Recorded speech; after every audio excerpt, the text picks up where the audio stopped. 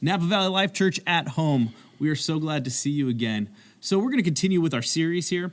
And really, this is just to benefit you so you feel connected to the church, benefit us so we feel connected to you. And so I'm with Adrian here. You guys know him as our church planting intern. Now at Napa Valley Life Church, this is our first time church planting. And we're excited that we have Adrian here. I have called you an intern and a resident at various times. I like resident better, but I'm so used to saying intern now. And so Adrian, say hi. Hello, everybody. Intern, resident, it's all the same. Yeah, and he has, look at this. Look at this hat. This is a great hoodie. We just like this guy all around. He preached a couple weeks ago and just killed it. So what we're going to do, Adrian, I want to ask you a couple questions because we're getting used to the idea of church planting. I honestly think the church at whole is almost getting reoriented to the idea of church planting. So I want to ask you just a couple questions because it takes a special person in church plant. I did it in 2012, and I said after I did it, I was like, yeah, I don't know if I'm cut out to do this ever again. Right. But it does. It takes a special heart. So tell me, why do you want to do this? Okay, so I'm going to go ahead and pull that Matthew 28 passage. Oh, here you go. Yeah, I know, right? But it's the one. It says, immediately we're called to go and make, right? Yeah. And that's always been a burden for me. Whenever I sit, I think about, okay, we're doing well reaching the people who are here, but what about the ones who are not here? What about the ones who have lost sight of church? What about the ones who have fallen away from church because of an experience or different things like that? Or what about those who haven't even heard the true gospel message? Mm-hmm. And for me, that's such a heavy burden on my heart. I want to make sure that everybody hears the true gospel, hears what it means to be in a relationship with Jesus, and then hears what it means to go and make other disciples. So for me, that's what church planting is. Church planting is not sitting, being comfortable in a seat going, okay, I'm good. This is where I'm at. No, it's that burden and that desire to say, there are people in this valley who have not heard or have not been reacquainted with the love of Christ. That's right. And that's what church planting is.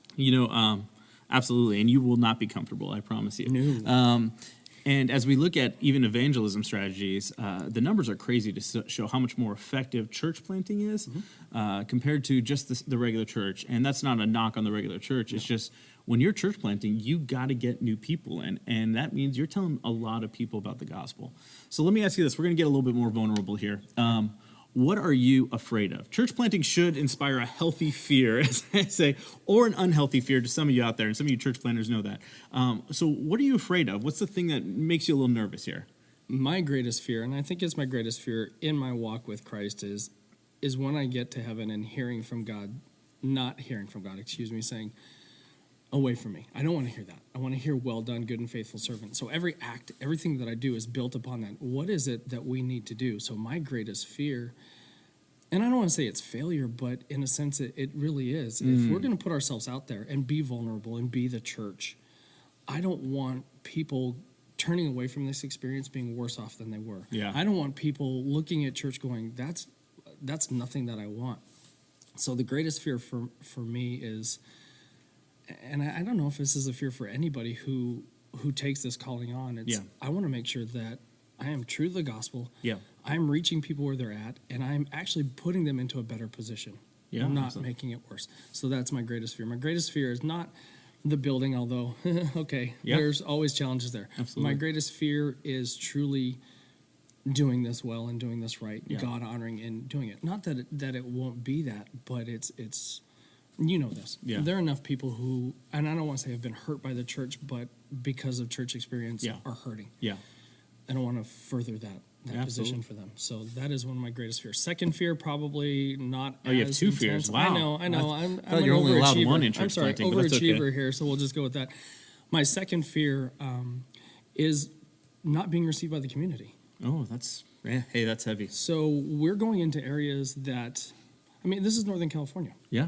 This is different than what you and I are both used to in Arizona. Yeah. So I don't want to be rejected by the community that we're stepping into. Absolutely. So that's fear number 2. Well, that's good.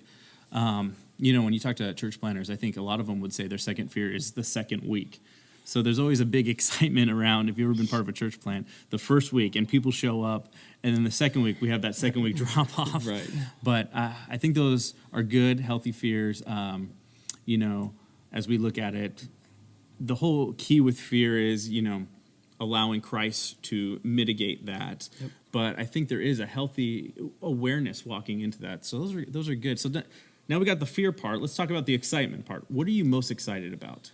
I'm most excited to be into a community that is desperate for Christ. That's right. And I think regardless of where you're at, as you walk around the valley, Napa, from where we're at, American Canyon, all the way up through Calistoga, people are hurting, people are lost, people are confused. And right now, you can see it even more. It's palpable. Right? You can use that word, by the way. Okay, next palpable. time you I like that. preach. I'll try it. Perfect. I'll work it in. But I'm excited to be able to sit down and have real conversations with people and Absolutely. reach people where they're at. That's the second part of it, right? We're challenged to go. Yeah. We're supposed to be in these communities. Yeah. Well, if these communities up valley are struggling, then we need to be in them. Absolutely. So that's a huge excitement factor for me. The second Sunday one, that's funny that you bring that up. I actually, you almost look for those ebbs and flows within ministry to where you can sit back and we can have conversations and say, okay, what do we need to be doing better? Yeah. Is it relationships in the community? Because that's another big part of this I'm excited about. How can we get involved in the community and not just be the church that's a building, but be a church that's in the community? Absolutely. So that's probably one of the biggest exciting things. for me. You know, that's absolutely right. I'm incredibly excited in general about church planting, and really here at Napa Valley Life Church, our heart is to church plant and to continue to church plant. And so, thank you, Adrian, for answering some questions. I know it's hard to be vulnerable too, and you did a great job. Church, this is what I'm asking you to do. Are people watching? Just quickly pray for Adrian, his family, his wonderful family. Pray for the church plant that's coming up. This is an exciting and encouraging time in our church, and I'm excited that Adrian's a part of it. All right, guys, thanks.